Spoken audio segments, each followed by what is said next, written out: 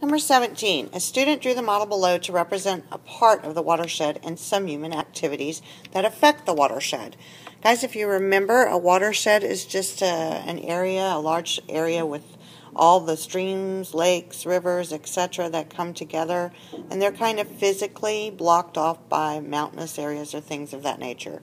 So our large watershed, anything that goes into it as far as human activities that might affect it will affect us as it gets closer and closer to the bay from the north. Alright, so let's look at what they want to know. I'm pretty sure it has something to do with human activities. It says, how do the industrial, agriculture, and residential areas of humans most likely affect the groundwater in the area? Well, I can see here the industry, and they're saying they're giving off wastewater, and that's going into the water. The agriculture or farming here, we have a little farm. They're providing runoff that's going into the water. Remember, they use lots of pesticides. They use lots of herbicides, so they use different chemicals to treat plants and keep their crop going well. But unfortunately, that ends up with rainwater running off into the stream here. The humans, of course, they pollute quite a bit. They like nice lawns. They use fertilizers, etc. That too ends up into the water. Not good, right? None of this is good. And then, so we're looking at the surface water here. And here it's talking about groundwater. This is a surface water, right? It's not underground. But somewhere down here, there is an area where water has accumulated. It's called the groundwater. And the groundwater gets in there when it rains or whatever. It's raining. Let's say it's raining. And water hits the ground, and some of it's going to run off, and some of it's going to filter into the groundwater. We call that either percolation or filtering, either way.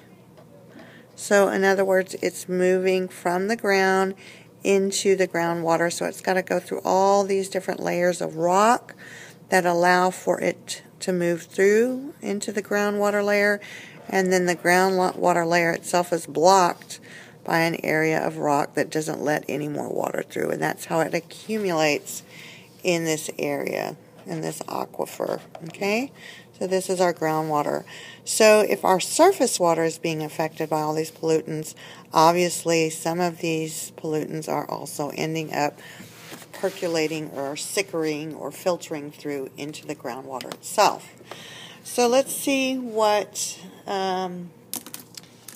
way we can best sum this up here.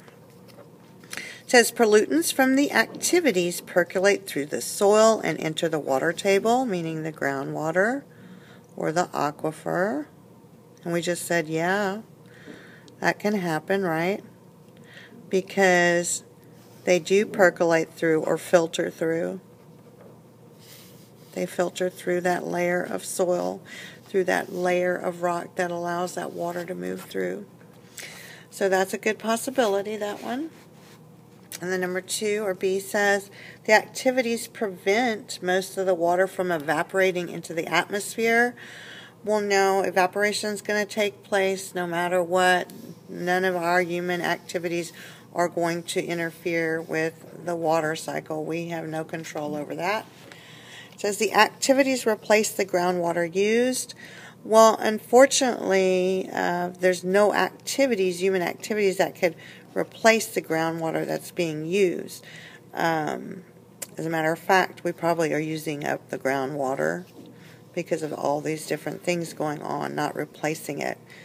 So that's incorrect, and all of the above are not correct. The only thing that's correct is that we can see that runoff is in the surface water, and if it's in the surface water, it's also filtering through the ground and getting into that groundwater.